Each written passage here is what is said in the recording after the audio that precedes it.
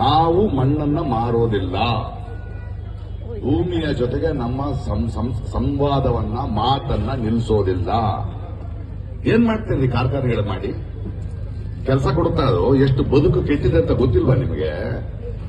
ಇವತ್ತೇ ಮನೆ ಮೇಲೆ 6,000 ಎಕರೆ ರೀಸೆಟಲ್ಮೆಂಟ್ ಮಾಡಿದ್ವಿ, ರಸ್ತೆಯಲ್ಲಿ ಬಿದ್ದಳಿತಾ ಇದ್ದಾರೆ. ಏನ್ ಮಾಡ್ತೀರಿ ನಮ್ಮ ರೈತರನ್ನ ನೀವು ತಗೊಂಡು ಕಾರ್ಖಾನೆಗಳು ಮಾಡಿ ಅದಕ್ಕೆ ವಾಚ್ಮೆನ್ಗಳು ಮಾಡ್ತೀರಾ?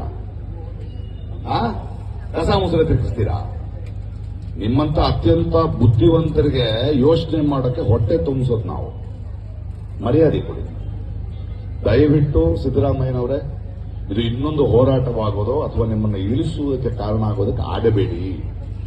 ಮನಸ್ಸಾಕ್ಷಿಯಿಂದ ಜನರ ಆವೇದನ ಅರ್ಥ ಮಾಡ್ಕೊಳ್ಳಿ, ರೈತರನ್ನ ಅರ್ಥ ಮಾಡ್ಕೊಳ್ಳಿ.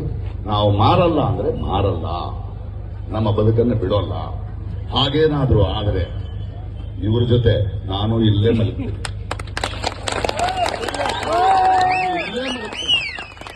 ಕರ್ಕೊಂಡು ಹೋಗ್ತಾರೆ ಜಲ್ಗೆ ಹಾಕಿ ನಾವೆಲ್ಲ ಬೇಲೆ ತಗೊಳ್ಳೋಣ. ಇದೇ ಮಾಡಿಸಿ. ಯಾವ ರಾಜಕಾರಣ ನಡೀತಾ ಇದೆ ಅಲ್ಲಿ? ಜನರನ್ನು ನಿಲ್ಲಿಸ್ತೀರಾ? ಪೊಲೀಸರನ್ನು ಉಪಯೋಗಿಸ್ತೀರಾ? ಯಾವ ಸರ್ವಾಧಿಕಾರ ನಡೀತಾ ಇದೆ ಅಲ್ಲಿ? ದಯವಿಟ್ಟು ತುಂಬಾ ಗೌರವ ಇದೆ ಸಿದ್ದರಾಮಯ್ಯನವರೇ ನಿಮ್ಮ ಮೇಲೆ, ನಮ್ಮ ಪ್ರೀತಿಯ ನಾಯಕರು ನೀವು, ಜನರಿಗೆ ಸ್ಪಂದಿಸೋರು ನೀವು.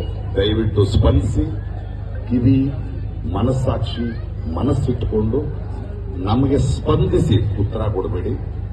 ಇವೆಲ್ಲ ನಮಗೆ ಅರ್ಥ ಆಗತ್ತೆ. ಈ ಒಡೆದಾಳೋದು, 300 ಜನ ಸೆಟಲ್ ಮಾಡೋದು, ಇನ್ನೊಬ್ಬರು ಮಾಡೋದು, ಇದು ಬ್ರಿಟಿಷರ ಕಾಲದಿಂದ ನೋಡ್ಕೊಂಡು ಬಂದಿರೋದೇ ನಾವು. ಇದು ನಡೆಯಲ್ಲ. ನಮಗೆ ನಮ್ಮ ಭೂಮಿ, ನಮ್ಮ ಬದುಕು, ನಮ್ಮ ನೆಮ್ಮದಿ ಬೇಕು. ಹೋರಾಟ.